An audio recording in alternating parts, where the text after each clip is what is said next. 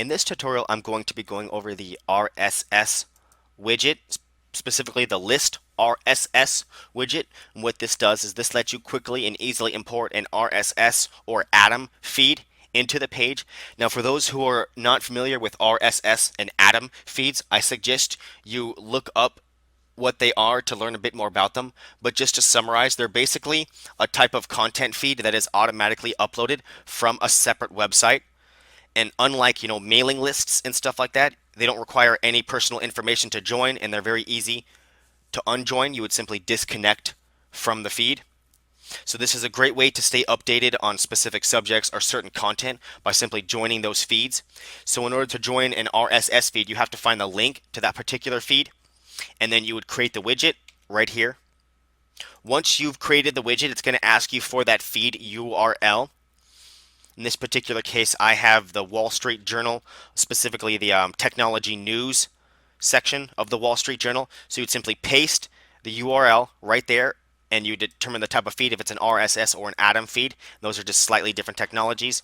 And you can determine the items per page that are going to load automatically and how the pages load.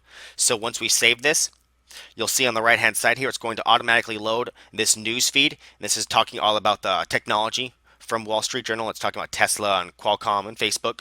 So it's very easy to add multiple feeds to a page. You'd simply add multiple, widgets. You determine your feed for each one.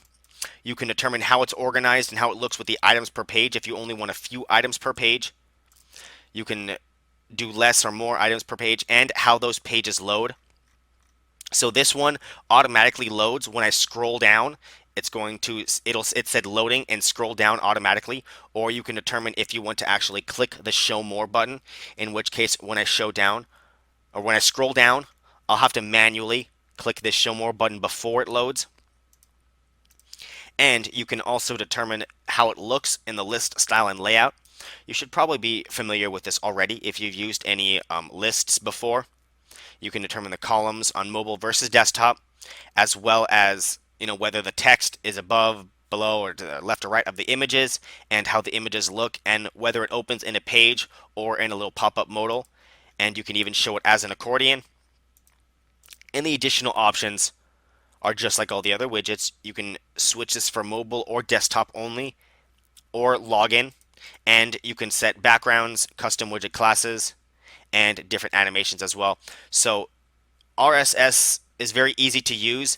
The hardest part is probably finding the feeds that you want to join.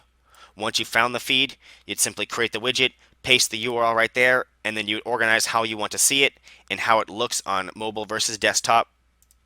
And then once you're all set, you can create more RSS feeds or however you want to do it. They're very easy to use.